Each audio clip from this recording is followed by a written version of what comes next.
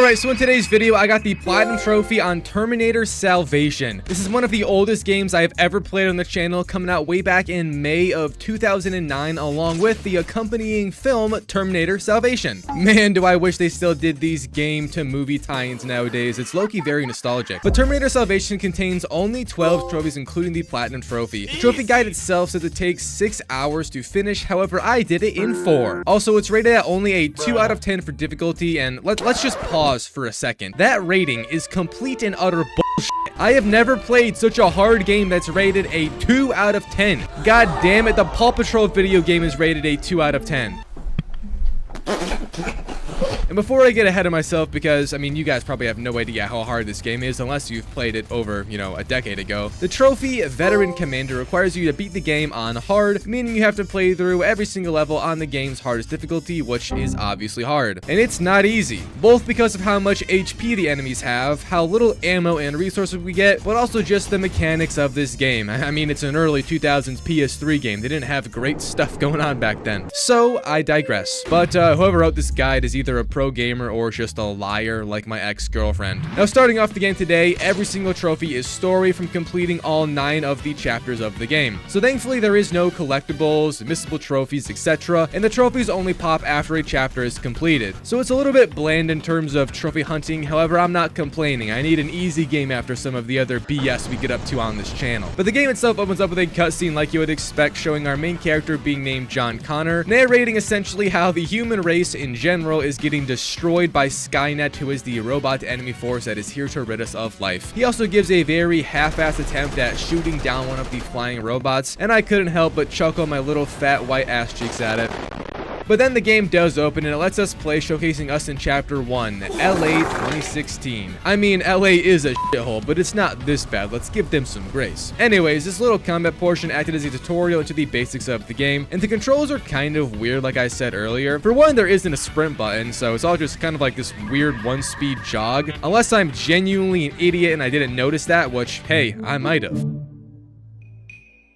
But there also isn't any aim assist, so yeah, your boy had a little bit of a skill curve starting off today. Now, the actual gameplay of this first chapter was very minimal. You pretty much just run through a few destroyed areas of the city, battling any Skynet forces that dare try and tickle our booty cheeks. I didn't die or really come close to dying at all, and this chapter also only lasted about 10 minutes long. That's a pretty solid finishing time if I do say so for myself. But the finale of it had us battle a hunter-killer, which is a very large flying robot machine that hunts and kills, hence its name. To kill it, all you have to do is send a few rockets at the guy, and it's overall pretty easy. So after I took down the hunter killer, the first chapter then ended and I got the first trophy of the day. A cutscene then played out and we basically just see an actual Terminator show up. Ever so scary, and they are horrifying in this game. Later on when we do fight them, they are extremely tough and they will one-shot you if they get close, and basically can only be killed through explosive weapons, which is swell. Especially when grenades are more scarce than water in the middle of a desert. After that cutscene, Chapter 2 then kicks off, or I guess it's kind of just more of the ending of Chapter 1, and you all jump into vehicles so conveniently placed nearby with turrets mounted on them. And this brings us to the first of, sadly and unfortunately, many vehicle combat sections of the game. These are infamous for being annoying in old school games just because you can't duck and hide, and it's pretty much just a full-blown fight, baby. But again, thankfully, since this is the very beginning of the game, the developers were being kind to us and it wasn't that hard after all. The same, however, cannot be said for later in the game. I had nightmares last night about it. But after making it past the vehicle combat section, you then see a little mini cutscene just transitioning us into playing on the ground once more, and that's where we headed off to. After a bit of wandering, you guess what happens? Yup, a bunch of Skynet robots show up, and that's low-key just this entire game until the very end when the story actually becomes something of materialistic joy. You genuinely just wander around and fight robots. Honestly, I do kind of fuck with it, keeping it very simple. I like it. We don't have any lesbian finding of self stories like some modern games have. Hell yeah.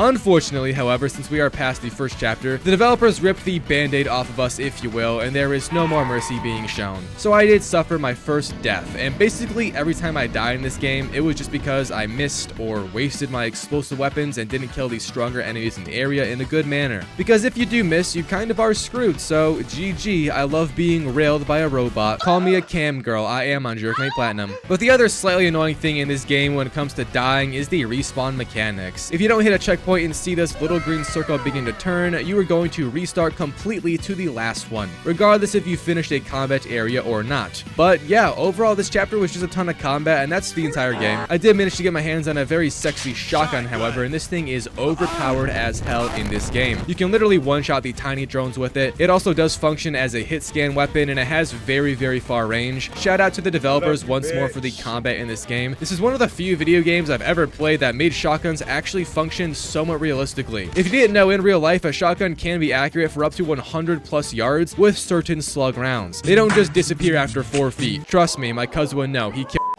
Anyways, moving on later in this chapter, I also ran into the first stationary turret of the game. Now, typically when you see these little things in FPS titles, they are very good. However, in this game, they suck more than an aspiring OnlyFans star in Miami, and I got my butt hairs peeled off until I ceased to live. I also find it very funny that when you die in this game, it ragdolls you and it doesn't just black screen like most games do. That's a great addition. So as I finally did make it through this combat section right here, which was the final one before extraction, our entire squad then did extract and make it home safe. However, John Connor has main character syndrome because, I guess he is the main character, and he and the other girl who was like our co-op companion, because the game does have co-op for whatever reason, they both run away from extraction to go save some survivors in the area. Unfortunately for us, a giant ass robot who I didn't even know how it got built shows up and genuinely just murdered me. Rest in peace. But all you have to do to get past this thing is just run away, and that then ends off chapter 2 with an Detroit pop right here. Chapter 3 then kicked off, and this chapter had one of the most brutal starts out of any. We got swarmed by some wasp enemies, which are those flying ones, and then spiders, I believe, which are the very tankish ground enemies that look like, a spider, I guess. The giant enemy spider. I died quite a few times and was beginning to get a tad annoyed. I also did have a few drinks before playing this because it was Final Four night of March Madness. I hate basketball, by the way. My bracket, it's the worst it's been in years. Holy shit. But through all of this failure, both on and off the court, I finally decided to use the few brain cells our Lord and Savior gave me. Shout out to Easter, by the way. And I started to actually flank enemies. You know, the way you're supposed to kill these things. And the game even awards you of doing so by outlining the weak spots in a red glow. Gotta love the early 2000s games, baby. So learning that I can actually just flank enemies and it's easy as hell, I began to do that, and my time here today became much more enjoyable. We then ran into some of those survivors we were after, and we had to save them as you would expect. And we also then just got ambushed ourselves, but again, by just playing careful and flanking enemies, or I guess, waiting for them to just turn around, it really isn't that bad. Although this does lead to somewhat boring combat encounters because, you just kind of have to sit there and wait for our AI teammates to get focused on, and sometimes that just does not happen in a quick manner whatsoever. After that, a cutscene then plays out, and we learn there is even more survivors deep within Skynet territory, so we of course must save them. However, our plans of rich success come to a fail immediately because a Terminator shows up, and I belligerently believe that I could take it. Maybe I have main character syndrome. Oh my god.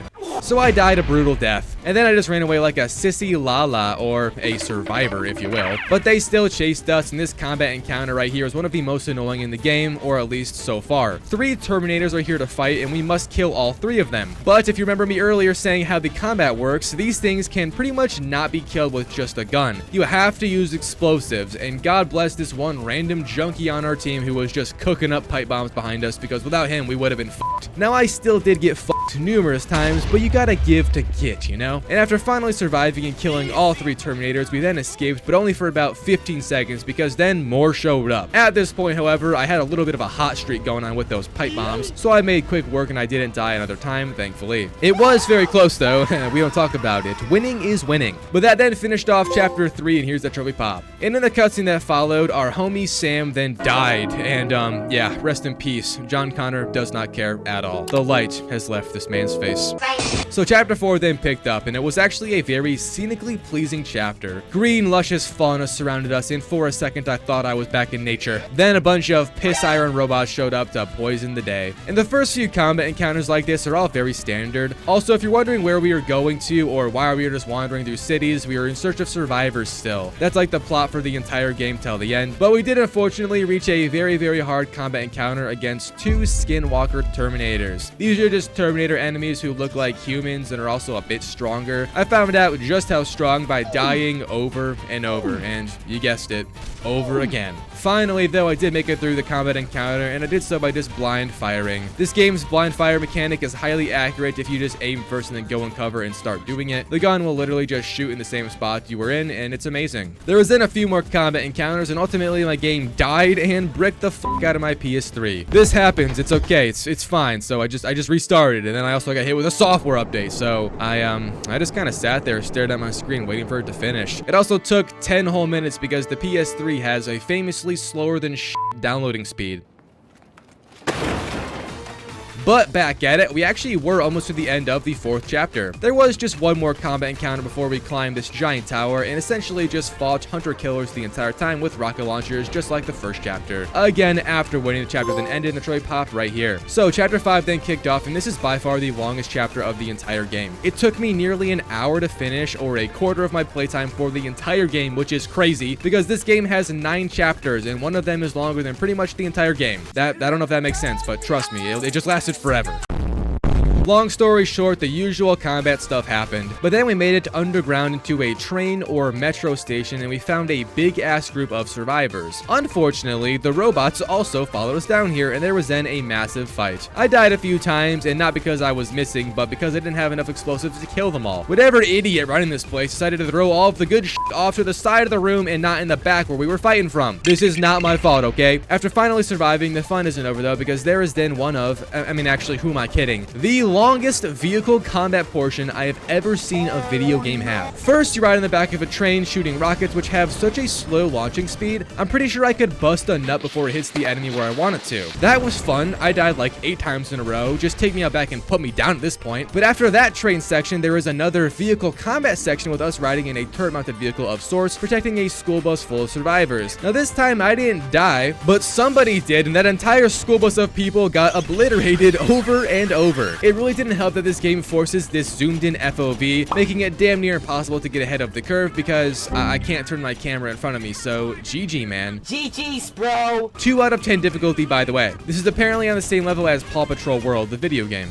Make it make sense, chat. But after saving the school bus, there was another combat vehicle section. Yes, we aren't done yet, motherfucker. Because then we got chased by these freakishly fast bike things. I don't even know what these are, but they look like they got ripped from the Tron universe, but the love was taken out of them. Just like how somebody took the love out of John Connor's eyes. This portion, though, was actually kind of easy. I did it first try, so suck my butt. And that then ended off the chapter finally, and I mean finally. Chapter 6 then began, and this one was very fast, only lasting a couple of minutes. All you need to do is head towards a Skynet facility because that is now our goal, to take down the main hub. I feel like this is literally the plot for every piece of Terminator media to ever exist, and yeah, thank God this IP is dead. But you just go from combat section to combat section, battling Terminators, robots, etc., and then it just ends suddenly with another trophy pop. Very, very nice. So we then made our way to this facility that has been overrun with Skynet and where they are functioning out of. It's basically just combat all over the place, and it was sort of fun. At this point, I kind of had figured out how to deal with most enemies in a good way. There was still some very annoying moments just with having low ammunition and HP, but overall it's just a lot of fighting throughout chapter 7. But after making it out of the facility and somewhat destroying it, we then got our hands on a massive robotish tank. And this next combat encounter is entirely with the tank.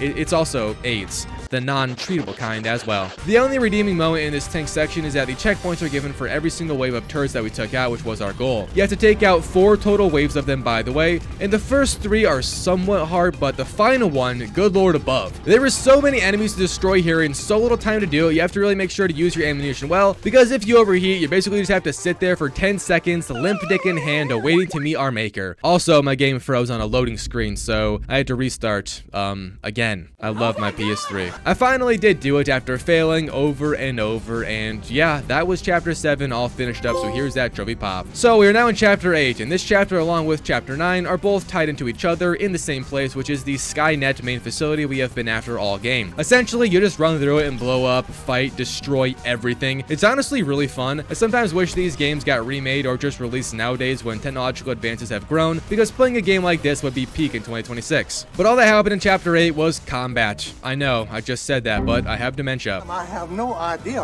what the fuck I'm talking about. We do get a trophy after it finished up right here, however. And in the cutscene, we also found a man named David Weston, who was like the ringleader of the survivors we have been after, and he also has the plan to destroy this facility. But first, we had to make it to the control room, so again, we just clawed our way there. Once arriving, the final combat encounter then happened, and it was pretty straightforward. Just a lot of Terminators at once. I call it a Clanker Club. However, after surviving, John then activated an EMP and shut down the entire enemy force, allowing for us to run to safety without getting shot up, or nearly shot up, that is. You then fly away and blow up the entire place with a massive bomb strike, and that's the game, baby. I then got the Chapter 9 trophy pop and the 2 difficulty trophies for beating the game on medium and hard difficulty, because they do stack. And here is that platinum trophy on Terminator Salvation. So yeah, that was the Terminator Salvation platinum trophy experience. I think the game honestly was pretty fun for what it is. It's probably one of the better Terminator games out there, but overall the Terminator series is just so mundane. It's a cool concept, don't get me wrong, but like pretty much all it is just fighting robots and destroying their bases. Also, I died so much during my playthrough, and seeing it rated a 2 out of 10 just pissed me off even more. But yeah, GG's, thanks for watching, I'll see you all with more soon.